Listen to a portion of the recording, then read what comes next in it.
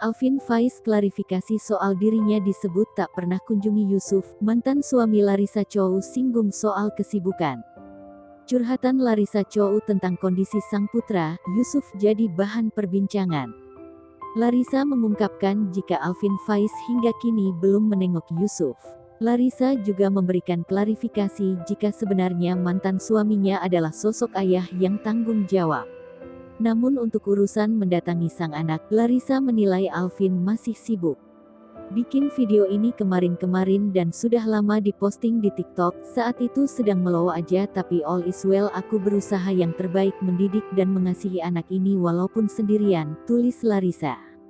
Ayahnya memberikan tanggung jawabnya kok, kalau urusan waktu mungkin sedang sibuk jadi belum sempat menengok Yusuf, biar gak ditanya terus, selebihnya, Yusuf bahagia sekali kok, pungkasnya. Setelah curhatan tersebut, Alvin Faiz langsung memberikan jawaban. Suami Henny Rahman ini mengaku semua telah berubah.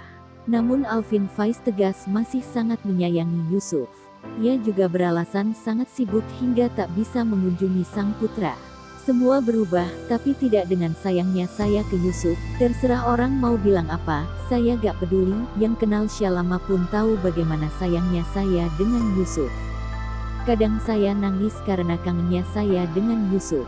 Kangen, pasti, tapi semua berubah, tapi tidak menggunakan cara-cara seperti ini. Tidak dibalas pesannya bukan berarti pesannya tidak sampai. Alhamdulillah sampai dan saya langsung merespon dengan tindakan saya soal jenguk Yusuf. Karena keadaan dan kesibukan yang saya lakukan sekarang, lewat perantara keluarga, dari beberapa waktu lalu pun saya coba minta supaya Yusuf saya jemput nginep beberapa hari di saya, sudah dijawab insya Allah dan saya masih menunggu responnya, tulis @alvin_411. Terakhir, Alvin meminta agar tak lagi membahas masalah di media sosial. Ia juga berharap hubungannya dengan Larissa menjadi baik menjelang bulan Ramadan ini.